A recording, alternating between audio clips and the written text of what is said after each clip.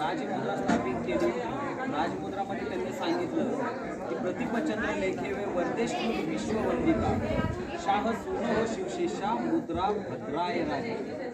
The glory of this mudra of Shahaji son Shivaji will grow like the first day moon. It will be worshipped by the world and it will be shine only for the well-being of people. Mudra Bhadraya Raja.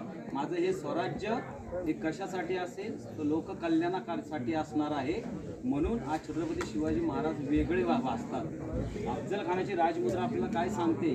फारशीमध्ये अतिशय घमेंडी आहे की गर्ज आज कुलत सिपहर आला फजल फुजला व फजल अफजल आज हर मुल्की बजाय तसबीहत आवाज आयत अफजल अफजल अफजल। जन्नतीला धरतीला विचारले की या धरतीवरचा सर्वश्रेष्ठ मानून आणि अफजल खान याच्यात सर्वश्रेष्ठ कोण असेल तर धरतीच्या कणाकणातून आवाज येईल अफजल खान अफजल खान अफजल खान। एवढी ती घमेंडी राजमुद्रा त्याची ही मुद्रा आहे। आणि इकडे शिवाजी महाराजांची मुद्रा काय सांगते की ही माझं राज्य कुणासाठी असणार आहे? हे लोककल्याणासाठी असणार आहे, सर्वांसाठी असणार आहे। हे माझं शिवाजी शहाजी भोसलेचं राज्य नसणार आहे तर हे स्वराज्य असणार आहे।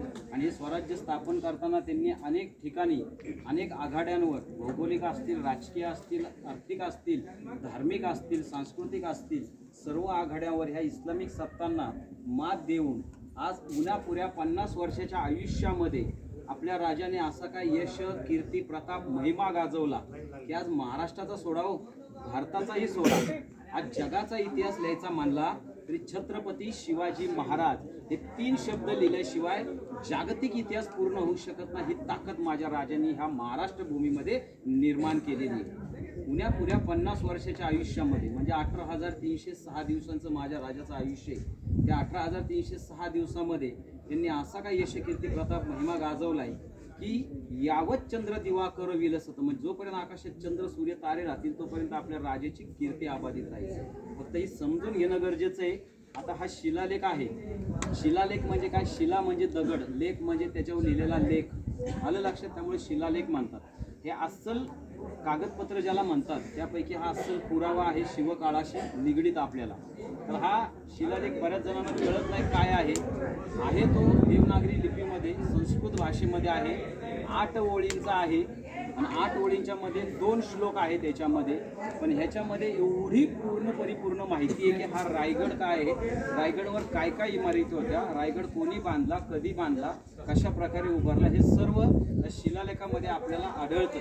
त्याची सुरुवात अशी आहे बघा, श्री गणपतये नमः म्हणजे गणेशाला वंदन करून, त्यानंतर प्रासादो जगदीश्वरस्य जगता मानन दोनोत नया श्रीमद छत्रपते शिवस्य नृपते सिंहासने तिष्ठतः शाके। आता हा पहिला इथपर्यंत 2 ओळी आहेत। नंतर शाके शन्नव बाण भूमिगण नाम आनंद नाम संवत्सरे ज्योतिराज मुहूर्त कीर्ती महिते शुक्लेशु सार्पे तितो। हा पहिला कड झाला। इथं एक आकडा टाकलेला आहे। याच्यामध्ये सांगितलंय की छत्रपती शिवाजी महाराजांनी त्यांच्या आज्ञेने हा सुंदर असा प्रासाद इथं उभारलेला आहे, तो सगळ्या जगाला आनंदी करेल असा हा जगदीश्वराचा प्रासाद आहे। मग काय आहे या रायगडावर तर त्याच्यामध्ये लिहिले त्यांनी की वापी कूप तडाग राय रुचिनम हरणेन वर्णेन वीतिके स्तंभे हे कुंभीगृहे नरेंद्र सदने रमरम हे लिहिते श्रीमद राय गिरो। मी मग श्रीमदचा अर्थ तुम्हाला सांगितलाय। श्रीमद राय गिरो गिरामय विषय हिरोजिना निर्मितो यावत चंद्र दिवाकरो विलसत तावस्ते मृचुंबते।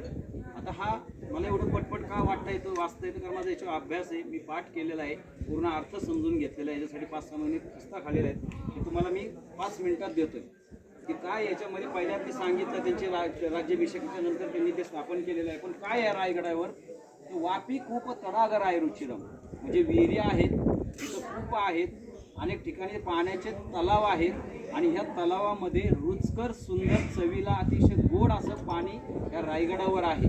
त्याच्यामध्ये सुंदर असे मोठे मोठे रस्ते आहेत, कारंज्या आहेत, अनेक ठिकाणी सुंदर अशा सुभूषित केलेल्या कमानी आहेत। एवढंच नाही तर नरेंद्र सदने म्हणजे राजाचे राजमहाल तिथं आहे, नरेंद्र सदने। त्यानंतर हत्तीशाळा आहेत म्हणजे हत्तीला राहण्याची जागा आहे। अशा अनेक गोष्टी ह्या रायगडावर आहेत।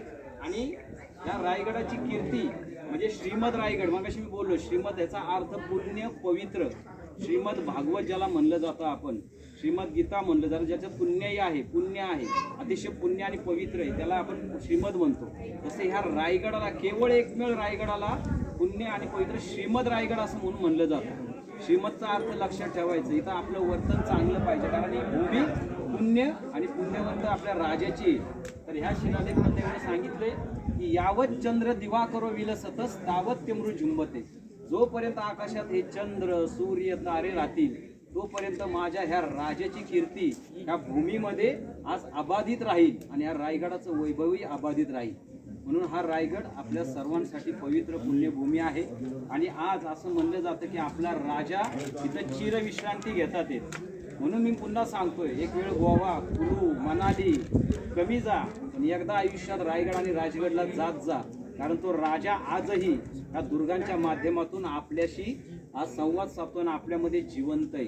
म्हणून हे गडकोट आजही आपण आपले जपायचे, एवढं लक्षात ठेवा. रायगडाचं वर्णन अनेक ठिकाणी वेगवेगळ्या प्रकारे केलेलं आहे. मी आता कविराज भूषणचं तुम्हाला छंद सांगितलेलाच आहे.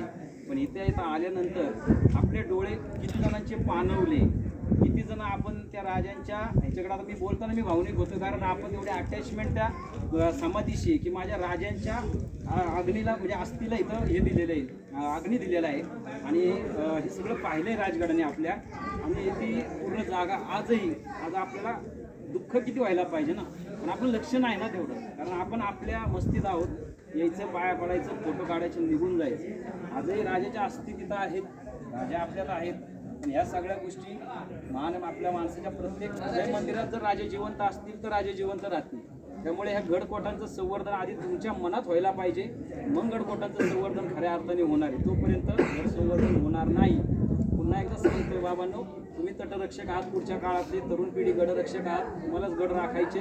आणि आपण समाजाला येणारं सांगायचं की आमच्या गडावर कसं वागायचं. हा गड आमचा आहे, आमच्या राजांचा आहे, आमच्या राजाने राखलेली अमानत आहे आमच्यासाठी. तर आपलं काम आता काय आहे, फक्त आपल्याला काही इंग्रजांशी लढायचं नाही, औरंगजेब येणार नाही, अफजल खान येणार नाही, पण आपलं करिअर करता करता, आपलं प्रोफेशनल सांभाळता काही गोष्टी आपल्या गडांसाठी, आपल्या इतिहासासाठी आपल्याला देता आल्या. वेळ असेल वेळ द्या, पैसा असेल पैसा द्या, आयडिया असतील तर आयडिया द्या. अशा प्रकारे प्रत्येक गोष्टीतनं ह्या गडकोटांची आणि समाजाची सेवा करा. एवढंच मी सर्वांना बोलतो. जय शिवराय.